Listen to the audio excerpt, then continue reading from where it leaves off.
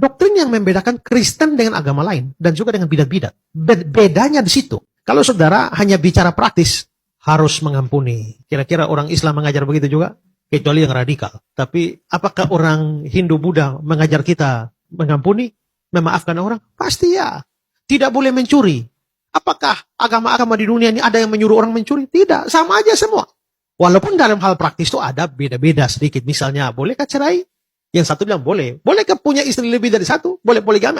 Itu praktis, tapi beda-beda, tidak banyak. Tapi kalau mulai menyentuh yang doktrin, maka disitulah kita menemukan agama dengan agama berseberangan di sana. Misalnya saja, kalau kita bicara tentang agama, Allah ada berapa? Maka otomatis Hindu Buddha itu sudah harus keluar. Karena Hindu mempercayai kira-kira 3 juta dewa. Sementara Buddha, mereka tidak mau menyebut dirinya ateis, tapi non-teis. Jadi Buddha itu tidak percaya ada sosok di sana yang nama Tuhan, itu tidak ada. Karena Buddha itu ajaran yang antroposentris, berpusat pada diri sendiri. Makanya orang Buddha itu kalau bilang mau berdoa, itu mereka berdoa pada siapa? Tidak ada siapa-siapa di sana. Maka di situ saja Hindu Buddha sudah harus beda dengan Kristen, Yahudi, Islam. Itu kalau kita bicara soal ada Allah atau tidak. Lalu kalau Allah memang ada, kalau kita bicara Allah ada atau tidak, maka semua agama di sini Buddha yang keluar.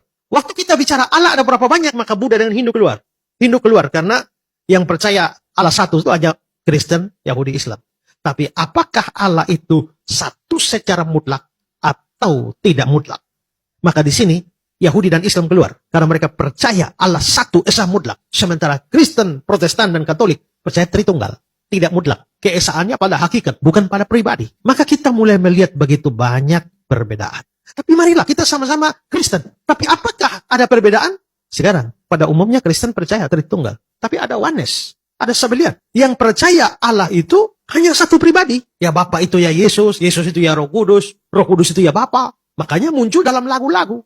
Yesus, engkau Roh Kudus yang turun ke bumi. Apakah Yesus itu Roh Kudus? Lalu waktu Roh Kudus turun ke atas Yesus, berarti Yesus turun ke atas Yesus. Nah itu jadi problem itu.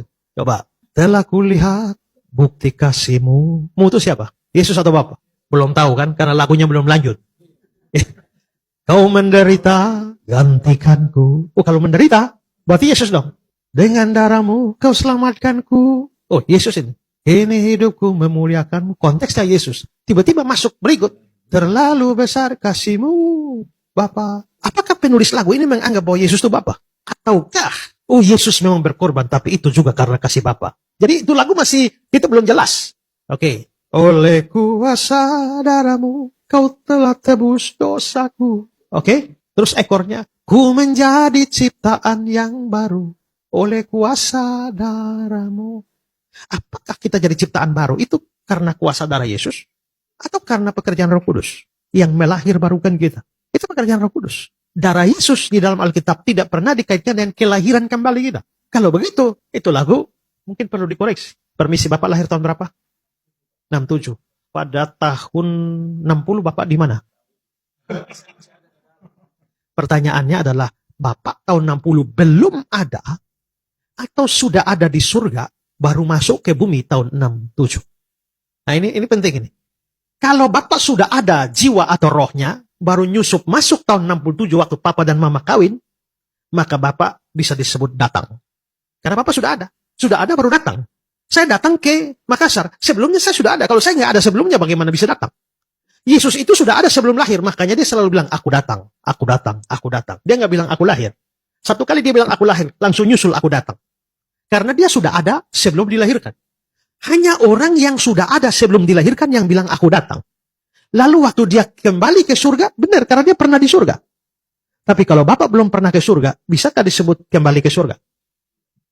Ku tak membawa apapun juga saat ku datang ke dunia. Apakah saudara sudah ada sehingga memutuskan datang? Saat ku kembali ke surga. Kapan Bapak pernah di surga sehingga sekarang kembali? Wah, ini semua rumit ini. Jadi saudara lihat, pengajaran itu akan diwarnai di dalam lagu-lagu kita. Ingat, Mazmur itu lagu, tapi ada Mazmur pengajaran. Nantinya lagunya jadi pengajaran. Jadi rupanya orang bisa, bukan hanya bisa salah khotbah, tapi bisa salah waktu lagunya yang dijadikan salah. Tanpa sadar kita telah memasukkan sebuah pemahaman dalam pikiran jemaat tentang sebuah konsep tertentu melalui lagu-lagu.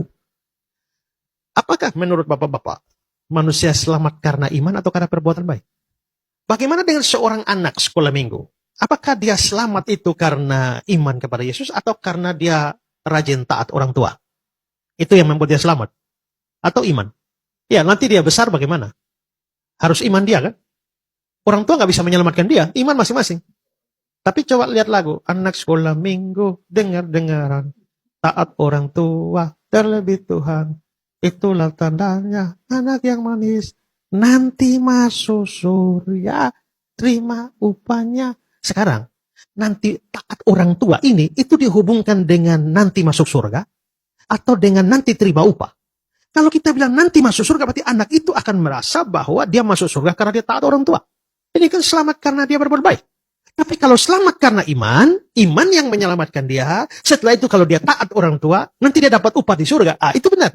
Tapi pertanyaannya, anak kecil mampu tak sampai di sana pemahaman? Nah ini menunjukkan bahwa pengajaran itu penting.